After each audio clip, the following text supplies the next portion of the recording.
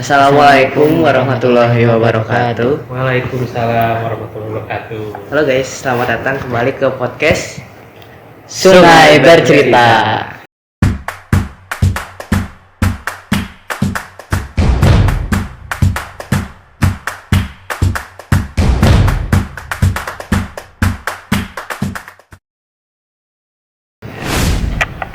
Jadi kenalin, nama saya Hafiz. Kenalin, nama saya Alvaro. Nama saya Tio.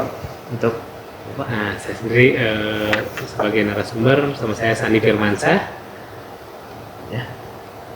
terus ya Bapak tuh sebagai sekretariat Satgas Citarum Harimau. Ya. Betul. Bapak bisa bercerita sedikit ya tentang selama dari Citarum, pencemaran Citarum nih sampai sekarang.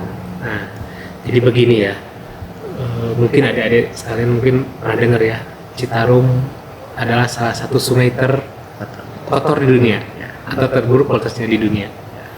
Itu memang di state pada tahun 2016 ya. World Bank menyatakan bahwa Citarum ini adalah sebagai sungai tercemar di dunia. Itu.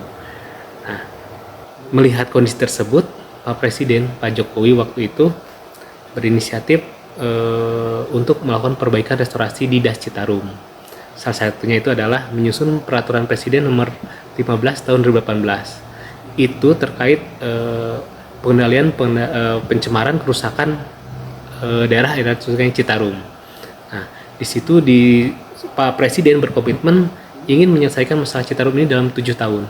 Makanya di 2025 ini mungkin ingin ada perbaikan. Pada waktu itu memang kondisinya sangat luar biasa pencemarannya. Mulai dari lahan kritis. Lahan kritis itu alih fungsi lahan lah. Alih fungsi lahan mungkin adik-adik juga mungkin tahu juga ya, yang tadinya tegakan-tegakan untuk menahan erosi dan sebagainya itu dibabat, kalau bahasa Sunda dibabat ya, diganti menjadi tanaman perkebunan seperti kentang, sayuran dan yang lainnya ya, kentang sayuran dan yang lainnya. Itu di daerah Cisanti, salah satu Cisanti Pangalengan. Lalu juga permasalahan turun ke bawah di sekarang ini, setelah itu mulai juga nanti ada pencemaran. Pencemaran itu mulai sekitar Majalaya, karena di Majalaya itu wilayah industri.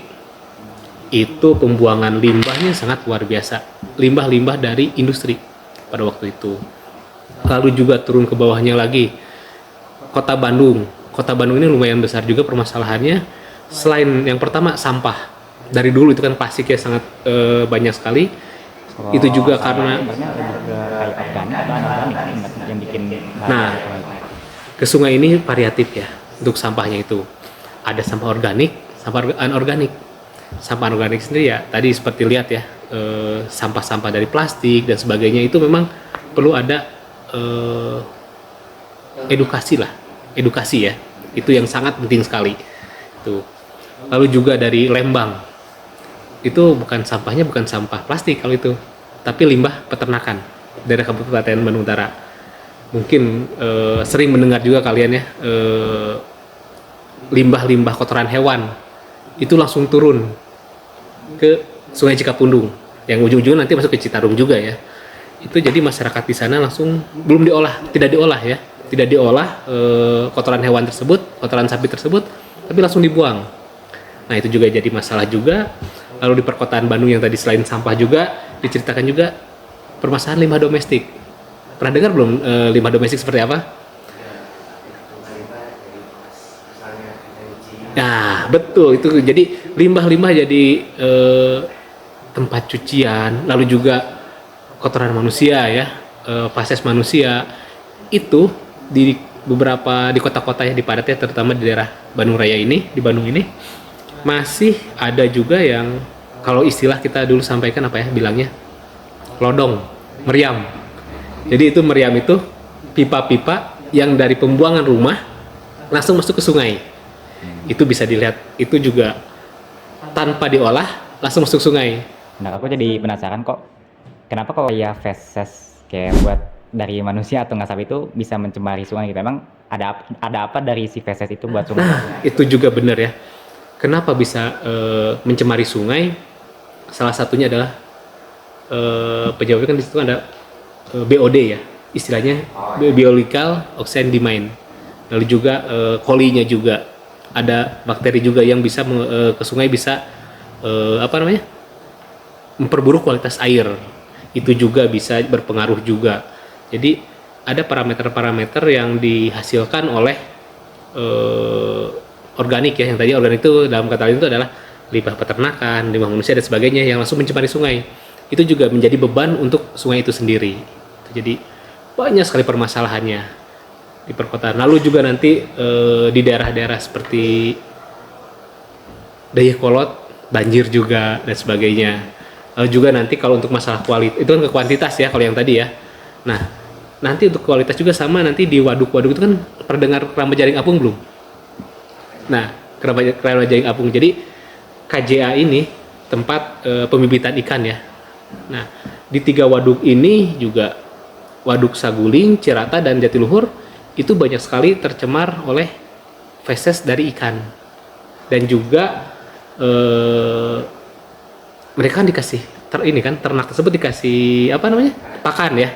Nah, pakannya ini sendiri yang sebetulnya kalau berdasarkan data ya, analisis ya, itu tidak semua terserap oleh ikan. Jadi ada yang buang ke bawah, otomatis di bawahnya terjadi pembusukan dan otomatis itu akan mengurangi kualitas air ya. Itu jadi permasalahannya sangat luar biasa kompleks sekali ya. Nah, makanya dari itu sesuai dengan janji Pak Presiden Jokowi waktu itu ya, masih Pak Jokowi, karena waktu itu dibuat Satgas Citarum ini di mana menunjuk komandan Satgas untuk penanganan tersebut. Komandannya itu adalah Pak Gubernur. Pak Gubernur, wakilnya itu adalah Pangdam 3 Siliwangi dan Pangdam Jaya, serta juga Kapolda. Nah, lalu juga ke bawahnya lagi nanti ada komandan sektor. Nah, mungkin komandan sektor juga ada-ada yang sering dengar ya di lapangan ya, mungkin sering lihat YouTube atau beritanya ya. Komandan sektor ini menutup pabrik A, B, C gitu ya. Nah, itulah yang mereka di lapangan. Itu dipimpin oleh seorang kolonel. Lalu juga ada kelompok kerja ya. Kelompok kerja itu terdiri dari dinas-dinas yang ada di provinsi dan juga kabupaten kota. Itu juga ada sekitar 8 pokja dengan 12 program. Itu juga kelompok kerja. Nah, kelompok kerja. Lalu juga ada tim ahli. Tim ahlinya sendiri memang ada sekitar 10 orang, mulai dari tim ahli bidang konservasi, lalu juga IT dan macam-macam ya. Ada 10 jenis keahlian, dan juga ada sekretariatnya. Mungkin kami di sini sang sekretariat yang mengelola kegiatan, bukan mengelola ya, merangkum dan juga melengkapi kegiatan administrasi untuk mendukung ke semuanya. Itu seperti penyusunan laporan, mungkin nanti bisa dilihat juga ya, bisa diambil ini juga lah. Seperti itu. Jadi kami menyusun di sini laporan itu. Nah, tadi juga kan itu kondisi dulu ya. Kondisi dulu itu ya, 2018 itu pencemarannya sangat luar biasa dengan posisi cemar berat. Gimana cemar berat, mungkin juga kan kita juga harus menghitung juga ya. Cemar berat ini berdasarkan perhitungan indeks kualitas air itu ada beberapa parameter, ada sekitar 8 parameter yang tadi ya. BOD, biological oxide demand, COD, chemical, lalu juga DO, oksigen, DO itu, lalu juga fecal alkali, lalu juga fosfor, nitrat, dan pokoknya ada 8 parameter ya. Itu nilainya sekitar 33,43 seingat saya. Itu kondisinya cemar berat. Nah, setelah itu ya mungkin sekarang sudah mulai berjalan, alhamdulillah sekarang udah ada perbaikan yang luar biasa, yang mungkin ya bukan kerja karena satu orang, tetapi memang satu tim keseluruhan. Itu juga mungkin yang sekarang itu kondisinya menjadi sekitar 51,05 indeks kualitas air, menjadi cemar ringan. Jadi cemar berat sudah lewat, tapi cemar ringan kondisi saat ini. Walaupun targetnya itu sebetulnya di tahun ini tuh di tahun 2014, karena kan perhitungannya 2024 ya. Karena kan perhitungannya per tahun ya.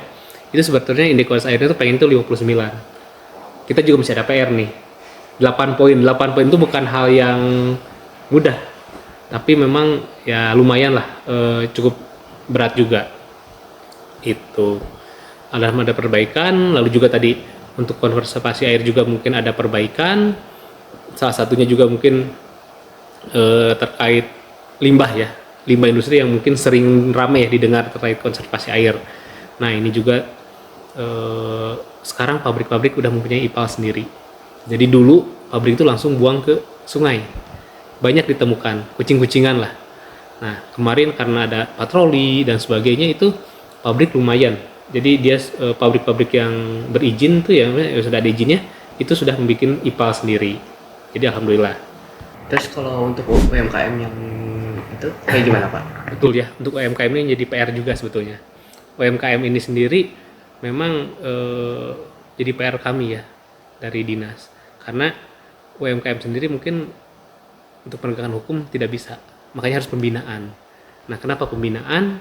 UMKM ini sendiri untuk IPAL-nya, IPAL itu instalasi pengelolaan air limbah ya, itu harus difasilitasi oleh pemerintah. Jadi pemerintah membuat, tapi memang dalam direncanakan memang tahun ini atau tahun depan ya, itu akan ada membuat IPAL di Majalaya rencananya. Itu untuk memfasilitasi itu UMKM. Tadi dengar-dengar juga kan Citarum itu awalnya kan salah satu sungai yang Terkotor, tercemar, betul. kotor. Tapi tahun ke tahun itu makin membaik. Itu kira-kira ada campur tangan dari masyarakat atau gimana? Nah, tadi yang saya bilang tuh kan kualitas air Citarum lama memang sangat jelek sekali ya. Lalu juga ada perpresnya itu, ada juga tadi anggota ini yang masuk. Tadi yang saya bilang, semua yang unsur ini tidak akan mungkin berhasil kalau tidak didukung oleh masyarakat. Makanya juga masyarakatnya di sini sebetulnya kita ajak juga untuk berkolaborasi untuk menangani masalah sungai. Salah satunya mungkin juga kegiatan-kegiatan yang sering dilakukan itu adalah dengan masyarakat tuh operasi bersih. Operasi bersih ini dalam hal seperti penanganan sampah lah ya. Sampah ini juga bersama warga. Jadi ada tentara ini juga, kan anggota ini kan terbatas juga, tidak full ya. Nah, mereka mengajak warga desa setempat atau masyarakat setempat itu untuk ikut kerja bakti gotong royong. Lalu juga edukasi juga masyarakat di sini juga berperan juga. Mereka diajak. Apa itu si masyarakatnya kan nggak tahu sih, aku kok kayak anak muda kadang kalau misalnya tiba-tiba diajak kayak acara-acara gitu, aduh kayak malas gitu. Emang masyarakatnya dengan suka rela seperti itu kah, atau apa, kayak ada proses lain gitu? Ya, makanya karena tadi ada TNI ini ya. TNI kan dekat dengan rakyat. Nah, TNI dengan rakyat ini jadi masyarakatnya diajak. Nah, lalu juga sebetulnya bagaimana untuk mengajak masyarakat setiap operasi bersih ya. Kadang-kadang juga mereka melakukan edukasi terlebih dahulu. Kalau misalnya ini tidak dibersihkan, nanti akan menyebabkan banjir loh, akan menyebabkan kerusakan lingkungan loh dan sebagainya. Nah, dengan edukasi-edukasi seperti itu diharapkan sih bisa bertumbuh juga ya, tumbuh kesadaran dari masyarakat. Gitu. Ya. Kan kita di sini teh comment centernya Satgas Betul. Citarum ya. Di comment center ini tuh sebenarnya kerjanya kayak ngapain aja sih di comment center ini? Jadi gini, untuk Command Center ini sendiri memang apa ya?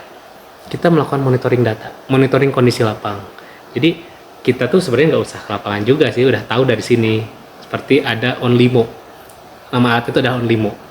Onlimo itu ada online monitoring system ya, dimana di tempat-tempat tertentu, di titik tertentu itu kita memasang alat sensor.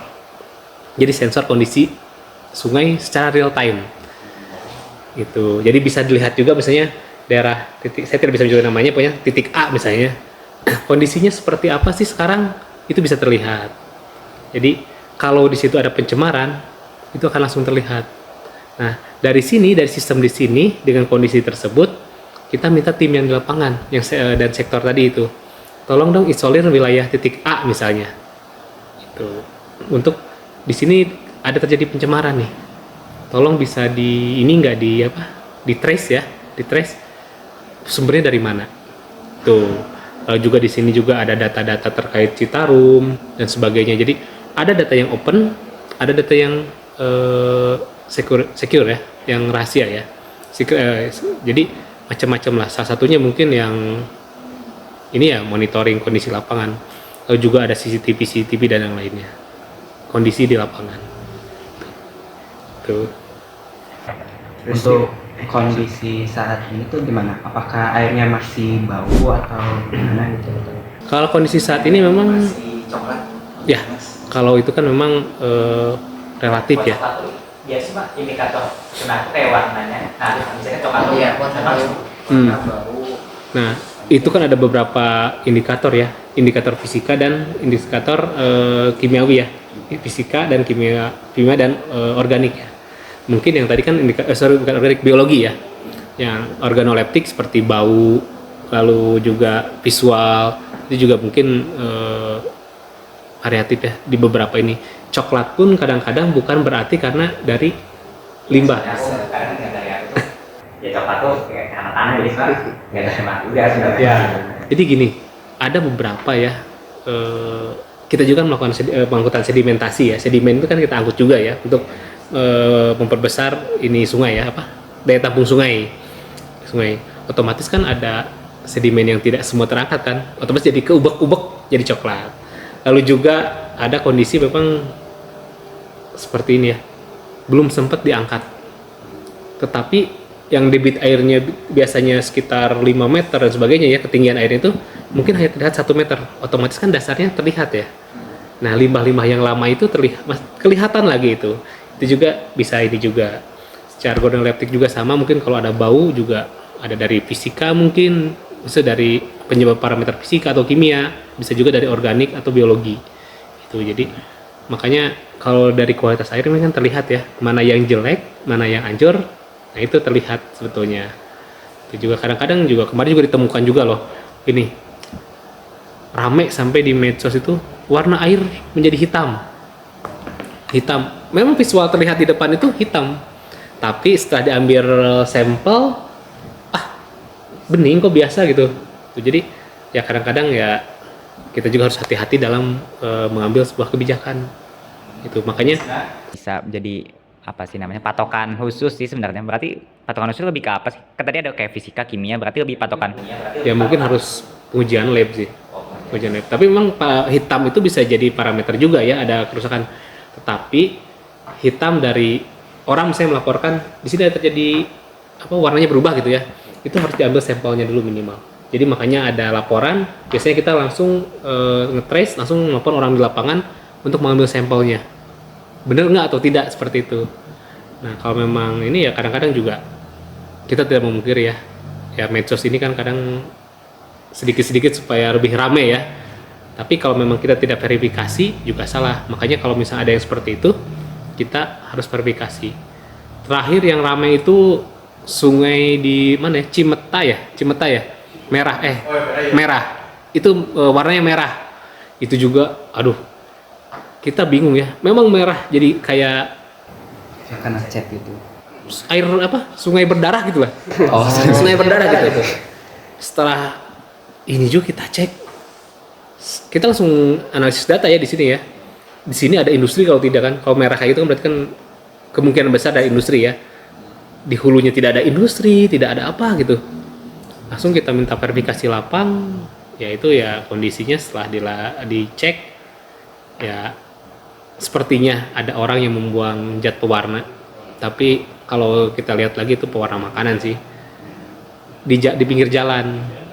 Nah, sama orang yang di pinggir jalan karena kenapa sih ada yang buang di sini? Dibuanglah ke sungai. Wah, itu satu karung pewarna merah itu bisa langsung Konyol sih. luar biasa itu. Itu. Jadi ya alhamdulillah lah sekarang Sungai Citarum sudah ada perbaikan. Tuh sih. Tapi kalau sampah-sampah itu masih banyak ya? Kalau udah berkurang atau masih ada? Untuk sampah itu sendiri memang menjadi hal yang PR yang luar biasa ya. Sampah terutama di Bandung Raya ya, Cukupan Bandung ini ya, itu juga karena Sarimukti terbatas ritasenya untuk mengikuti Sarimukti, otomatis kan masyarakat tingkat kesadarannya masih kurang ya. Lalu juga fasilitasi yang ada dari pemerintah juga masih kurang juga. Itu menjadi banyak sampah yang terbuang ke sungai. Tapi memang ya mau tidak mau ya harus kita bersihkan, harus kita bereskan. Tuh. Makanya kemarin juga ada beberapa teknologi yang memang untuk mendukung supaya sampah tersebut bisa terredus ya, terolah lah itu. Kalau menurut Bapak tuh sebenarnya apa sih solusi yang paling tepat buat Citarum itu? Apakah teknologi atau regulasi atau edukasi sebenarnya sih? Nah, kalau untuk regulasi sudah ada. Teknologi memang sedang diusahakan.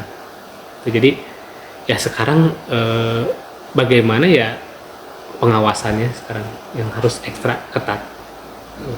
Kecuali untuk sampah-sampah memang dibutuhkan sebuah teknologi yang lebih ya. Menurut Bapak tersendiri nih, dari masalahnya tercemarnya Sungai Citarum itu tuh siapa sih yang bertanggung jawab juga, dari misalnya apakah industri, pemerintah, atau masyarakat juga semua? Ya semualah harus bertanggung jawab. Itu jadi bukan kita, makanya tadi tidak boleh menyalahkan salah satu ya. Jadi industri juga mungkin ada regulasi yang harus dia tepati. Masyarakat juga diharapkan untuk bisa mengikuti aturan juga. Pemerintah di sini juga yang membuat aturan juga, yang memberikan pendampingan dan sebagainya. Itu jadi semua kalau memang mengikuti regulasi, mengikuti aturan, itu ya otomatis akan ada inilah hasil yang baik. Tapi ya kadang-kadang juga kan orang pengen mudahnya, pengen mencari keuntungan lebihnya, itu yang harus coba kita perbaiki lah. Tantangan terbesar Bapak itu selama jadi Satgas Citarum Harum itu apa? Apakah dari masyarakat atau dari industrinya sendiri? Kalau tantangan itu multi ya. Pasti kalau setiap ini ada tantangannya lah. Kalau masalah dari industri, dari warga itu ya variatif ya. Kita tidak bisa mengkalkulasikan dari masyarakat atau dari mana. Tantangannya ada, tetapi yang pasti memang yang harus kita pikirkan sana adalah edukasinya. Baik edukasi buat industri, edukasi buat masyarakat juga. Nah, di sini mungkin satu mungkin ya, adik-adik masih pada sekolah nih. Nah, adik-adik ini adalah aset masa depan. Jadi kita ingin juga si adik-adik ikut mengenalkan juga nih bagaimana pengelolaan sampah di sekitarnya, di sekitar sekolah ya misalnya, atau di sekitar rumah juga. Lalu juga kalau memang ada kegiatan-kegiatan penghijauan, itu juga bisa mengikuti juga. Tuh, jadi dengan sedikit-sedikit mungkin nanti bisa mengajak yang lain. Itu mungkin. Mungkin ini pertanyaan terakhir sih Pak. Iya. Apa sih pesan-pesan buat kita sebagai Anak-anak muda. anak-anak muda dalam menjaga Menjaga air agar tidak tercemar. Jadi gini. Ya tadi saya bilangnya ada ini masih muda, sudah tahu kan, sudah dipelajari juga dari sekolah juga kan, diberikan edukasi ya, pemberian ini ya. Itu juga diharapkan sih bisa menjadi generasi yang tumbuh yang sadar akan lingkungan, pentingnya lingkungan, lalu juga membawa dampak baik di sekitar. Itu saja mungkin. Jadi kalian masih panjang, masih ini, sebelah menjadi sebuah agen perubahan untuk konservasi. Gitu. Mungkin sekian aja. Jadi untuk teman-teman sekalian yang nonton ini, jadilah agen perubahan ya buat terus Generasi, pokoknya menjadi generasi yang sadar lingkungan. ya, generasi sadar lingkungan.